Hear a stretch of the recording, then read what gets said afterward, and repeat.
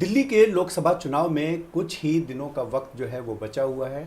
इस पर बातचीत करने के लिए आम आदमी पार्टी के कद्दावर नेता जैस्मिन शाह हमारे साथ हैं।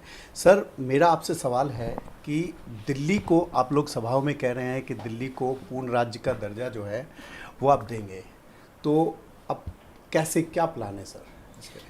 देखिए, पहले तो ये समझना ज़रूरी है कि दिल्ली की जो सबसे बड़ी समस्या हैं उनका हल केवल और केवल पूर्ण राज्य से होने वाला है। आज दिल्ली में क्राइम की सिचुएशन बेलगाम हो गई है। दिल्ली देश का क्राइम कैपिटल माना जाता है। हर दिन आए दिन चोरी चकेरी, मर्डर, रेप के वारदात दिल्ली में बढ़ते जा रहे हैं। और इसके पीछे जो मेन रीज़न है कि दिल्ली पुलिस की जो जवाबदेही है वो दिल्ली सरकार, दिल्ली के मुख्यमंत्री के प्रति नहीं है। वो रिपोर्ट करती है होम मिनिस्टर को, अमित शाह को। तो अगर दिल्ली के लोगों को अगर कोई समस्या होती है तो वो किसको मिलने जाए? अमित शाह से मिलने जाए। अमित शाह तो देश के होम मिनिस्टर हैं, गृह मंत्री है। तो ये सबसे बड़ी दिक्कत है। दिल्ली कोई छोटा शहर नहीं है, 3 करोड़ लोगों के आबादी वाला है, एक सबसे बड़ा प्रदेश है देश का। तो अब ये समय आ गया है और ये पुराना मुद्दा है, ये कोई नया मुद्दा नहीं है। भाजपा जब तक विपक्ष में थी तो आप इनके सारे मैनिफेस्टो उठा के देख लीजिए, कहते हैं कि नहीं दिल्ली को पूर्ण राज्य देंगे। सब समझते हैं राजनीतिक दल कि दिल्ली के लोगों के हित में है कि दिल्ली पूर्ण राज्य का स्टेटस मिले, लेकिन इस पे किसी ने काम नहीं किया, क्योंकि केजरीवाल जी दिल्ली के लोगों का भला चाहते हैं। वो समझते हैं कि अगर दिल्ली की, अब इसमें आम आदमी पार्टी रिलेटेड बात ही नहीं है, कल दिल्ली के लोग किसी और पार्टी को भी सरकार में ला सकते हैं, लेकिन दिल्ली के लोगों के तहत जो सरकार बनती है उनके मुख्यमंत्री के तहत सारी शक्तियां होनी चाहिए कि दिल्ली के लोगों की जिंदगी को खुशहाल बना सके। इसलिए हम कह रहे हैं कि ये मुद्दा दिल्ली को पूर्ण राज्य बनाना चाहिए और ये ताकत केवल संविधान बदलने से ही आती है और इसी के लिए इंडिया गठबंधन की सरकार केंद्र में बननी चाहिए। सर, जिस तरीके से आपके लिए चुनाव में आप इतनी मेहनत कर रहे हैं, तमाम पार्टियां वैसे बहुत सारी मेहनत कर रही है, लेकिन आपके लिए दिल्ली का चुनाव जीतना इतना महत्वपूर्ण क्यों है? क्योंकि आपकी दिल्ली में सरकार भी है। हाँ। अब लोकसभा चुनाव जो है इतना महत्वपूर्ण क्यों है? देखिए, महत्वपूर्ण इसलिए है क्योंकि जितने काम आज दिल्ली के लोग केजरीवाल जी से बहुत प्यार करते हैं, क्योंकि उन्होंने काम किया है। दिल्ली के लोगों के लिए सरकारी स्कूल शानदार बनाए, मोहल्ला क्लिनिक, अस्पताल, फ्री बिजली, पानी, मुफ्त बस यात्रा महिलाओं के लिए, तमाम ढेरों काम किए हैं, तीर्थ यात्रा वगैरह। लेकिन इन तमाम कामों में अडंगा लगाने का काम किसने किया है? भाजपा के 7 सांसदों ने किया है और एलजी साहब ने किया है। इसलिए हम कहते हैं कि अगर केजरीवाल जी को और काम करने की छूट मिलेगी तो वो तभी मिलेगी जब दिल्ली में 7 सांसद आम आदमी पार्टी या इंडिया गठबंधन के होंगे और इंडिया गठबंधन की सरकार केंद्र में होगी। तो मुझे लगता है कि ये चुनाव दिल्ली को एक डिफरेंट लेवल ऑफ डेवलपमेंट में ले जाने वाला चुनाव है। दूसरा, देश को भी बचाने का चुनाव है। ये बात केवल दिल्ली की नहीं है, आज देश के ऊपर तानाशाही का एक ये जो है कहर मंडरा रहा है कि देश में सारी चीजें एक तरफा हो रही है, सारे संवैधानिक संस्थाएं जो एक तरफा हो रही है, ईडी सीबीआई भाजपा के केवल और केवल एक पॉलिटिकल विंग बन गई है। ये देश के लिए बहुत खतरनाक है।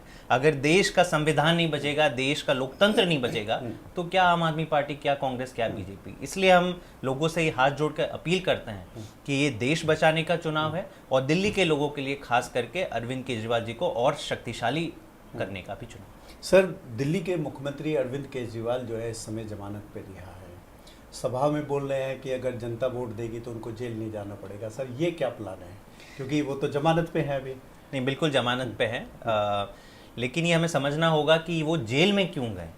जेल में इसलिए नहीं गए कि उन्होंने कोई भी भ्रष्टाचार किया। दिल्ली के लोगों को पता है, एक फर्जी शराब घोटाला जिसमें 2 साल से जांच चल रही है, जिसमें कोई सबूत नहीं है, अब तक 1 रुपए की रिकवरी नहीं हुई, लेकिन भाजपा ने अपने लोगों से, भाजपाइयों से बयान दिलवाकर केजरीवाल जी को जेल में बंद कर दिया। तो ये हरकत ईडी और सीबीआई के कारण है। तो अगर इंडिया गठबंधन की सरकार बनती है तो फिर ईडी और सीबीआई निष्पक्ष जांच कर पाएंगी और तब पता चल जाएगा, दूध का दूध पानी का पानी हो जाएगा। तो फिर अगर केस ही नहीं रहेगा तो फिर अरविंद केजरीवाल जी क्या, मनीष सिसोदिया, सत्येंद्र जैन, ये सारे लोग, और मैं कह रहा हूं कि केवल आम आदमी पार्टी के लोग नहीं, हेमंत सोरेन, कई सारे ऐसे विपक्षी नेता हैं जिनको केवल और केवल अपनी राजनीति को चमकाने के लिए भाजपा ने जेल में बंद किया है। ये सारे लोग जेल के बाहर आएंगे। सर, केजरीवाल कह रहे हैं कि अगर दिल्ली में आम आदमी पार्टी अगर हारती है तो डेवलपमेंट का काम रोक दिया जाएगा। देखिए, पिछले 10 सालों से भाजपा के सातों सांसदों को दिल्ली के लोगों ने जीत कर भेजा है। अगर आज की तारीख में आप पूछे कि इन 7 सांसदों ने भाजपा के दिल्ली के लोगों के लिए क्या काम किए, एक चीज़ आप नहीं बता पाएंगे, एक चीज़ दिल्ली के लोग नहीं बता पाएंगे।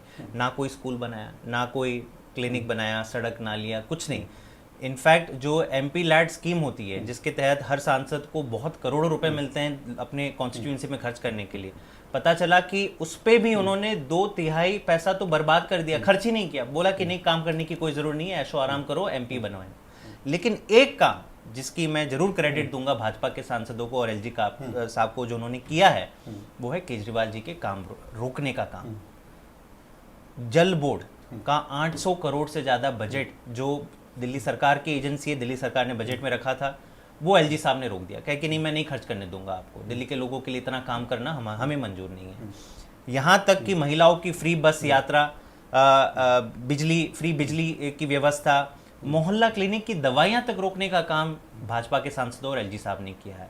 तो ये सारी अड़चनें अगर हटानी है, निकालनी है, तो इंडिया गठबंधन के सांसद चूज करने पड़ेंगे दिल्ली में, और इंडिया गठबंधन की सरकार केंद्र में बनना बहुत जरूरी है। सर, जिस तरीके से भारतीय जनता पार्टी के जो प्रधानमंत्री हैं नरेंद्र मोदी जी, वो गारंटी देते हैं, अरविंद केजरीवाल जी भी 10 गारंटी जो है वो लेके आए हैं, इसके लिए क्या एक्शन प्लान है, कैसे आप तैयार करेंगे, और क्या इसे अलायंस के साथ आप कैसे कोऑर्डिनेशन बैठाएंगे कि ये गारंटी पूरी हो जाएगी? देखिए, मतलब हंसी की बात यह है कि नरेंद्र मोदी जी ने अब तक जितनी भी गारंटियां दी हैं, सब जुमले निकले हैं। आपके सारे दर्शकों को याद होगा कि 2014 में क्या बात करी थी? बात करी थी बहुत हुई महंगाई की मार, अब की बार मोदी सरकार। आज देखिए महंगाई का आलम क्या है। सबसे ज्यादा महंगाई दुनिया भर में आज भारत में है, और ये मैं आंकड़ों के साथ बताता हूँ। पिछले 10 सालों में 70% चीजें महंगी हुई हैं, चीज वस्तुएं महंगी हुई हैं। जो पेट्रोल का दाम था 60-62 रुपए, आज 100 के पार हो गया है। डीजल 55 पे था, आज 90-92 पे हो गया है।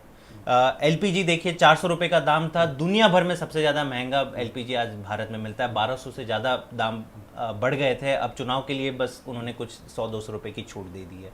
तो तमाम चीज़ें महंगी हो गई है। कहा था कि बुलेट ट्रेन चलाएंगे, आज बुलेट ट्रेन की बात ही नहीं हो रही है। कहा था कि किसान के आय हम दुगनी कर देंगे, क्या हुआ? 750 किसानों को अपनी शहादत देनी पड़ी। क्यों? क्योंकि मोदी जी कह रहे कि नहीं, मैं 3 काले कानून लाऊंगा। तो 10 साल आपने कोई काम नहीं किया, कोई भी आपने अपना वादा पूरा नहीं किया। 15 लाख रुपए देने की बात कही थी, काला धन लाएंगे, तमाम चीजें फेल हो गई। तो आज किस मुंह से ये गारंटी दे रहे हैं? और आज कह भी क्या रहे हैं? आज कह रहे कि नहीं, हम पाकिस्तान ऑक्यूपाइड कश्मीर को भारत में। अरे भाई, 10 साल क्या किया आपने? 10 साल क्या किया आपने? आपका क्या ट्रैक रिकॉर्ड है? आपका ट्रैक रिकॉर्ड है कि आपने देश की जमीन को चाइना के हवाले कर दिया। ये ट्रैक रिकॉर्ड है मोदी जी का। दूसरी तरफ जब अरविंद केजरीवाल जी गारंटी देते हैं तो लोगों को विश्वास होता है। क्यों? क्योंकि उन्होंने वो काम कर चुके हैं दिल्ली में। हम कुछ हवा में जो चीज असंभव है वो बात हम नहीं कर रहे हैं। हम क्या कह रहे हैं? हम कह रहे हैं कि जैसे दिल्ली के सारे सरकारी स्कूल हमने ठीक किए हैं, देश के सरकारी स्कूल केवल 5 साल में ठीक हो सकते हैं। पूरा ब्लूप्रिंट है हमारे पास, कितना पैसा खर्च करना है, क्या करना है, कैसे करना है, और हम करेंगे। गरीबों को मुफ्त बिजली देंगे, हमने कर दिखाया। 24 घंटे। आपको मतलब आज दुख होता है कि भारत को विश्व गुरु बनाने की बात करते हैं मोदी जी, लेकिन 24 घंटे बिजली देश में है ही नहीं कहीं पे।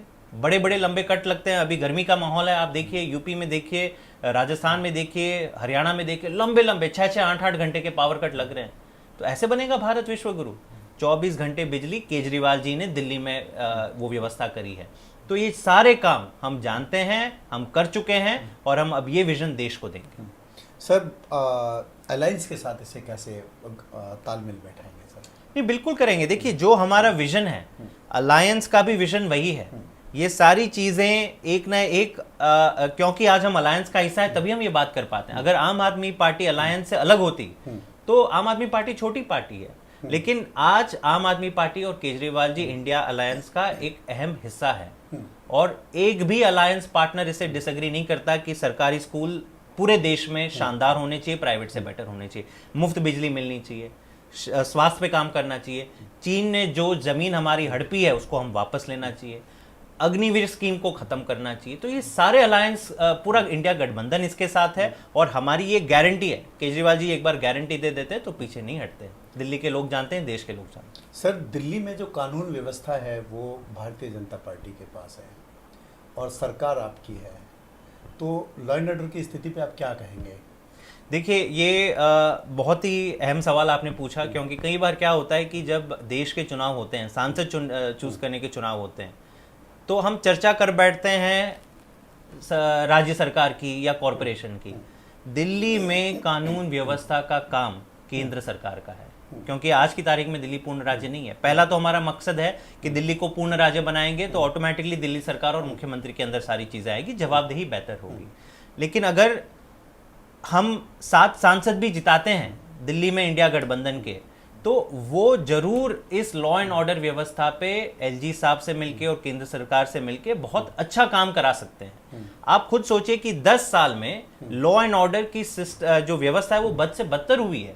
आज भाजपा के 7 सांसदों ने कुछ नहीं किया है। 10 साल केवल और केवल अपनी बंगले गाड़ियों में ऐश करी है, एक काम नहीं किया। किसी ने एक सीसीटीवी भी लगाया तो मुझे बात आप कह सकते हैं। लेकिन अगर केजरीवाल जी ने उल्टा क्या किया कि उनके हाथ में लॉ एंड ऑर्डर नहीं था, लेकिन दुनिया भर में आज सबसे ज्यादा सीसीटीवी दिल्ली में लगे। क्यों? क्योंकि केजरीवाल सरकार ने लगाए। तो अगर हम उनके हाथ मजबूत करते हैं तो निश्चित तौर पे लॉ एंड ऑर्डर, जो दिल्ली का आज सबसे बड़ा प्रॉब्लम है, सबसे बड़ी समस्या है, उसका समाधान जरूर होगा। सर, आम आदमी पार्टी यानी अरविंद केजरीवाल जी ने महिलाओं के लिए 1000 रुपये देने का जो है वो घोषणा की है। कब से होगी और कैसे संभव है? देखिए, अरविंद केजरीवाल जी ने जब जो वादे किए हैं दिल्ली के लोगों के लिए, वो पूरे किए हैं। आपने सही बात कहा कि इस दिल्ली का जो बजट पास हुआ था मार्च के महीने में, उसमें एक बहुत ही बड़ी और क्रांतिकारी योजना की घोषणा हुई कि दिल्ली की हर महिला जो 18 साल से ऊपर है, उसे 1000 रुपये प्रति महीना सम्मान राशि देंगे। ये बहुत बड़ा ऐलान है। इससे बड़ा महिला सशक्तिकरण का कोई भी स्कीम या प्रोग्राम देश में नहीं आई, क्योंकि इसमें कोई ऐसा नहीं है कि आपके पास इतने पेपर वर्क होना चाहिए, आप ये एलिजिबिलिटी, कोई नहीं। जो भी महिला हैं जो 18 साल से ऊपर है, उनको ये स्कीम लागू होगी। इसके लिए बजट आवंटित हो चुका है। जितना भी बजट रखना था इसके लिए रख चुके हैं। पूरा इसका खाका तैयार हो गया है। क्योंकि अभी चुनाव है, वो स्कीम पास होने में देरी हो गई, लेकिन जैसे चुनाव खत्म होते हैं ये स्कीम आएगी कैबिनेट के पास, स्कीम पास होगी और आने वाले कुछ महीनों में ये लागू होगी। ठीक है सर।